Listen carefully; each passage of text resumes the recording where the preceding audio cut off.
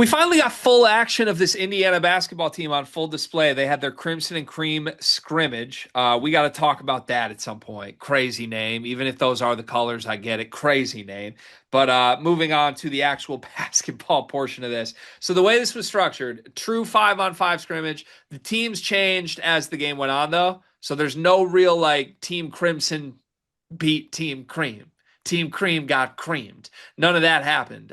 Instead, we just had like a bunch of individual lines of guys as they jumped around swapping teams, and we got to watch the basketball without like a strong conclusion on what combination of players was best. In the end, some individual performances that stuck out. Lamar Wilkerson led all in scoring, was 4 for 8 from three with 15 points. He chipped in 0 assists and 1 rebound. I'm gonna love covering Lamar Wilkerson this year. Sam Alexis shined in the front court, 7 for 8 from the floor, even attempted a three that missed, but 14 points, 3 rebounds, and a block. I'm gonna run through everybody just so you have the full box here and kind of can frame how guys did. Reed Bailey, 8 points, 4 for 5 from the floor, 3 rebounds, an assist, and a steal. Tucker DeVries, 8 points, 1 rebound. No assists. Tatum Connerway, 8 points, 3 assists, two made threes, importantly, as Connerway was not a shooter that made shots from outside last year. Even chipped in a block. Connerway's got a lot of defensive love, even at his small stature. Trent Sisley, 6 points, 2 rebounds. Ian Stevens, 6 points, 2 rebounds. Josiah Miles, 5 points. Connor Enright, 2 points, an assist, and 3 steals. A lot of guys were out for Indiana this game. No Nick Dorn, no Alexa Ristich, no Jason Drake, no Josh Harris. Also, there's a bench warmer named Drew Snively that did not play. So there you have it. That's the box score. I just box score read. That's all I did. But we also watched the highlights of this. I think I forget who had the actual video that was posted online for this, but we had a bunch of people from On3, Inside the Hall, and SI.com that were all sharing various elements of this performance. So we have reviewed some video footage of this. We have some takeaways, and you now have the stats, loyal listeners. What's your biggest takeaway from Indiana's scrimmage over the weekend? Well, one, we like our coach. I'm speaking as a Hoosier. Let's start with that. That wasn't in the box score, but it should be in the box score. We like our coach. Our coach brought us around to the upstairs pub. Woodson wouldn't do that, so we like that. Let's start with that before we talk about any box score things. Um, I will say this.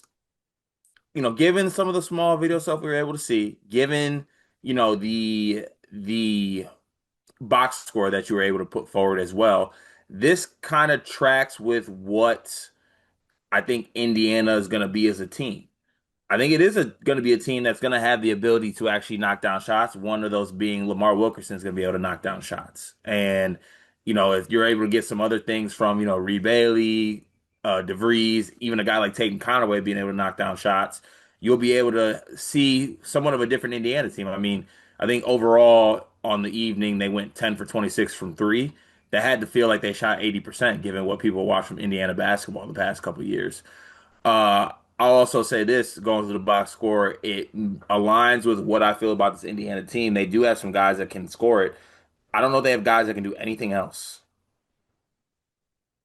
I think they're going to struggle defensively. I think they're going to struggle rebounding. Um, and I think you need guys like Connerway and maybe some other guys to be playmaking assist guys. But um, I think there's big questions to be asked about what this team can do defensively. But I think they'll always be able to play the hits, which I think is going to be Lamar Wilkerson being a guy. Connerway guards, Alexis rebounds. Those two are going to have to do everything in those regards. I think Connerway's going to have to be like the whole perimeter defense. Alexis is going to have to be the paint presence because, like, I don't know, dude. I don't know if you feel differently. I don't think Tucker in this stage of his career is going to give you anything there. And I think Lamar Wilkerson at all times, even when he does box out drills, is thinking shoot next three, Yeah, 100%. which But is that's what you want, fine. which It's is fine. fine. You want him to think that too. But playing those guys in big minutes together is going to put a lot on. Like, you're going to have holes on this team. So Right. And I think the holes are going to be what the holes are. I think the the job that you want from this Indiana team is that the coach realizes what those holes are, which he created too, by the way, and you adjust accordingly. Yeah. Right. Yeah. As long as vibes are good and it's a fun brand of basketball, which it will be, by the way. Some of our favorite teams to watch, even if they're not great, a good way to win over your fan base, be a fun offense. Mhm. So this is almost undoubtedly going to be a fun offense. How many games they win will come down to what they have on the other end. So some notes. I do want to give one shout out specifically because, again, like I said, a lot of different sources and outlets covered this and covered it well. Indiana basketball's Twitter account themselves put out the highlights from this if you're looking for like the small version of footage from this. But there's an article for the Indiana on SI site from Daniel Flick that kind of did his three biggest takeaways or four biggest takeaways. And that's where I got this bullet point note that I must ask you about. Apparently, the team emerged from the tunnel coming out to the scrimmage to the song Swag Surfing. Do you approve of the use of swag surfing as the entrance for this Indiana basketball team in year one of the Darren DeVries era? No. Would you like to provide further comment on that? It's more of a like a Natasha Bedingfield team. I mean, Gabe Cupps is still he's doing the dancey dance now for Ohio State. Did you see He is that? also shout out Connor Enright with a great tribute to Gabe Cups in this Looked good. scrimmage. Yeah. Yeah, Looked three looks very steals. good. Yeah. Yeah, for sure.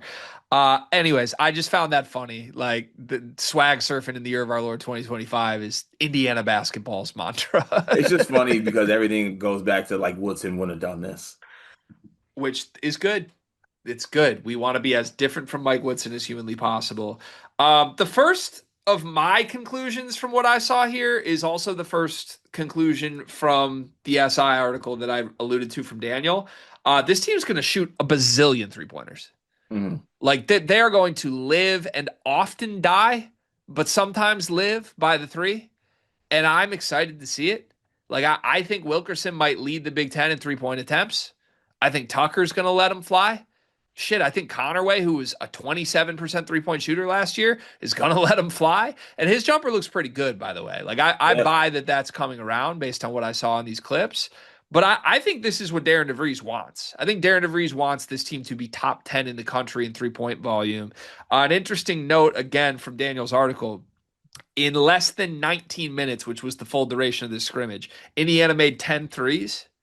Mike Woodson's team only made 10 threes twice all of last season. They did that in a That's 19-minute crazy. scrimmage. Yeah, That's insane. it's crazy, but it's a sign of things to come, I think, which is going to be fun. Good or bad? Let's play one of our favorite games we always do with just this channel. I'm going to give you a thing that is happening, and you tell me if it's good or bad for Indiana basketball. Sam Alexis has emerged as clearly the physical one of one standout in the front court. He is unlike anything else Indiana's got in the front court. Good. That's good. Yeah. Why? Because if it isn't him, then who? Now, physically, that makes sense to me. The reason I might tell you that I lean bad is that it's Sam Alexis. It is. Well, see, yeah, that's true. But also, like, if we came on here and I'm like, the one thing Sam Alexis can do is be that the guy that is the physical presence down there, and he's not doing that, then it's like, oh my God, it's Sam Alexis. So the Sam Alexis, that national champion, by the way, let me make that clear. National champion Sam Alexis. There's a lot of good that Sam Alexis can help you with. Sam Alexis was what, the fifth best player in the Florida front court last year? Dion, how's your job going? Beginning of the school year, everything's like a little up and down. One of the biggest issues we've had is we can't find any uniforms for our girls' sports teams. Mm, that's a difficult thing to find a solution for. I know damn well all about that because I got a daughter that just turned 2. She's into sports and she's already outgrowing every little piece of sports apparel she had. Thankfully, I know Clara Kate Creations. Clara Kate Creations was started by a former high school teacher who quit because it wasn't cost effective to send new twins and a 2-year-old to daycare. She found it easier to make girls' sports apparel than finding it to buy. And I am so thankful that she exists because if we have an old shirt of Murph's that she's outgrown, we can send it in and she takes that piece of apparel that means something and upcycles it into an outfit that Murphy can now wear as she grows up. She makes great stuff. It's honestly kind of like your fullback's wife, Kyle Juszczyk. Is that how you say it? She does that, but honestly, I think Clara Kate's coming for Mrs. Juszczyk's job. I love that. I'm a big Juice guy. Love his wife. Love Claire Kate even more than both of them, though. You can send in your own custom ideas and she will come up with a design. She's just the best. Look up Clara Kate Creations on social media, Facebook, Instagram, and more. Do I have that right? Yeah. Haw, Condon, Hanlogton. Is there a fourth that I'm forgetting? Or was he four? Hall, Lockton, Condon, Chinyelu. Chinyelu. And then he was fifth. And then Oliver Rowe was sixth. Correct. Okay. Yep. That seems real. So the fifth best player on the national championship winning team. Reminder what he did for Florida last year. He played 12 minutes a game, scored 4 points a game, 3 rebounds a game, half a block a game, a whopping 46% from the floor, which is terrible for a front court player, 20% from three, and 53% from the free throw line. That's who he was in the SEC. And that guy is the standout front court player on this team. Yikes. I don't think that's good. I don't think that's what this Okay, but roster was did they built to say be. standout front court player or they said standout physical presence? I mean, anyone who was able to provide any sort of like, this is what's going on in the overseas trip was like, Alexis is popping. For the first scrimmage to be like, Alexis popped again. And it's not even just popped, although visually it sounds like anyone who saw this said he did. But it is also box score reading. He was the most productive front court player by far here. To me, that's like, it's obviously good. He looks great. But I do not buy a world where Sam Alexis is like a good Big Ten starter at all. Am I tripping on that? Yeah, let's just say I color it as this, I'd be shocked. I would be shocked. Okay, we'll see. I think it would be better for Indiana if the reports coming out were like Reed Bailey is really giving Sam Alexis a lot of issues, Yeah, and instead it's the opposite, and that's that's fair. that's Fair. iffy to me. Feels like Connerway is the most important guy here. So he's been the player that I've more so like honed in on, I think, since like this summer. Like I think that he has the ability to be like this like point of attack leadership, like true PG type situation that I think could mean a lot to this Indiana team that I think has been lacking that in the past couple years. Yeah. Yeah, and I buy him completely, by the way. I really like him as like the guy in between Wilkerson DeVries. Especially if he's making shots, which it sounds I think DeVries said he's been shooting 50% from three. Yeah. So So he if can do that's that. It's massive. if that's real, it's And real. and the better he is, the more Enright stays off the floor. Stock up or stock down the basketball team here. The vibes Indi- are obviously stock up. Indiana Yeah. down. Down from last year? Well, it's not possible to go down from last year, but I'm just saying how I view it. I think that this roster is kind of bad. And You're trying to say it so nicely. yeah, it's like very uninspiring, unmoving. But if your coach is what you think he is, he can do enough with uninspiring, unmovable rosters. But you just hope that he doesn't just accumulate those year after year after year after year after year. Is he what we think he is? Coach DeVries? Yeah. I really don't know what he thinks. Okay, here's where I'm at. I think he's a good basketball coach. I hate the kid gloves that are applied. Buy shots, host an event. Like, okay, no, like, wow.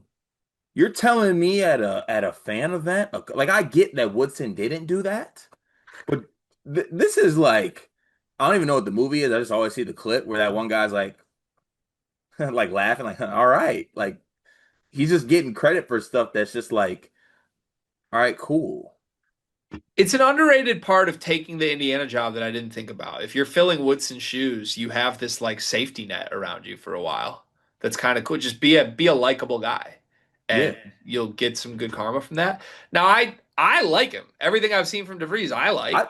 I So do too. I do too for what it's worth, and I do believe that that I think he can do some things with this program. It's just like the whole. It's not the word's not kid gloves for me, but it's just like man, it's just so amazing that like he did this. I'm just like that's not that cool. It's yeah, just he's being a basketball coach. yeah, yeah. Um, I don't know how to conclude this really because I don't know. The more I'm seeing this team, I'll keep it to the team. The more I'm seeing this team, I think the pitch that is optimistic for this season is basically that Darren DeVries is John Beeline before he got NBA players. Like if you just told me prime John Beeline was the coach, Hmm. I'd be like, this team's going to shoot a million threes, going to be really hard to beat. They're not going to stop anyone, but they're probably going to be like an 8 seed in the NCAA tournament and a team that no 1 seed wants to see. But that's with prime John Beeline. Talking prime John Beeline. And also like those early years of Beeline at Michigan, like he still had to have like Darius Morris turn into an NBA player. Right. So like maybe that's Wilkerson in this metaphor, and maybe DeVries is Beeline. I don't know. But it's absolutely contingent on DeVries like getting way more out of this roster than what the roster is.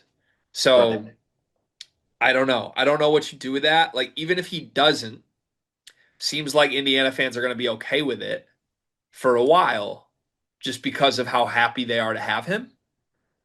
But I wonder like what's the win-loss record needed to keep the fans happy that he's just here? Like do they need to be an NCAA tournament team for them to stay happy? Or like if they win the NIT, does he get the same reception when he tries to buy the upstairs pub next year's round? If they win the NIT, probably. Okay, so then it's all real and it doesn't But matter also what at the happens. same point, as I say that, also like they need to make the tournament. You're Indiana. Right. Make the tournament, man. Stop embarrassing yourselves. And I guess what I'm trying to say, at the risk of being really wrong, the more I see of it, I don't think this is a tournament team. At least not until they get healthier. If it is, it'd be one of the more impressive coaching jobs I think I've seen. Yeah, like we're kind of lumping them like in the same group with Ohio State. Ohio State's roster is a million times better than this. Yeah. So it's getting harder for me as the season gets here. But again, the pitch would just be it doesn't matter. DeVries is incredible. We just saw like respectfully, Michigan State just won the league with a pretty average roster. Mm. You had one NBA player and a bunch of role players, and you had a great coach. So I guess that's the pitch. I wish I knew if DeVries was a great coach, you know? Last thing on this too, it's also easy to get to that point when like your roster's not that great if your calling card isn't offense.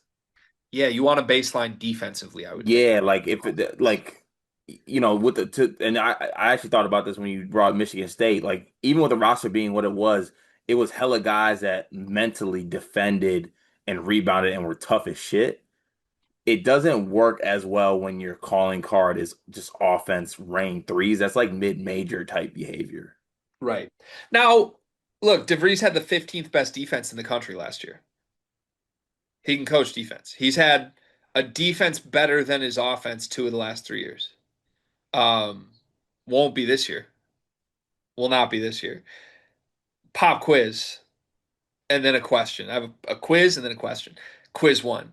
How many times has Darren DeVries produced a top 30 offense in the country in his 7 years of head coaching? Never has.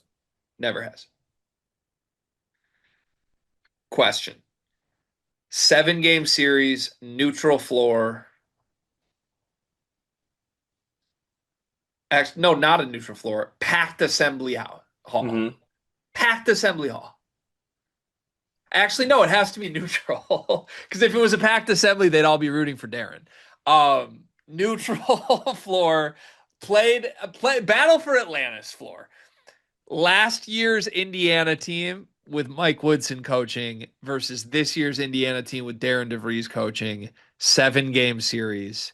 And yes, it's at the Battle for Atlantis, so blackjack tables are there. Yeah. What is the result of the series? 4-2 last year's team. Even with Trey Galloway like at the tables. Yeah. They were so bad at Atlantis, though. Is it current day Trey Galloway? I mean, like, what is Sam Alexis doing with Balo? He's getting eaten alive. Are you taking Tate and Connerway or Miles Rice? Probably Connerway. You are? Okay. Yeah, I think Connerway would mentally break So Rice. then that's where this year's team wins. Then it's the guards and the wings that this year's team, because Wilkerson and DeVries are better than last year's wings. Right. Okay. So then I might take DeVries in 5. I Are, think you swung me. I'm taking DeVries in 5. are you? In the battle for Atlantis, I'm taking DeVries in 5. I'm back on the bandwagon. It took me a long time, but I'm back on the bandwagon. I'm glad we got to this point.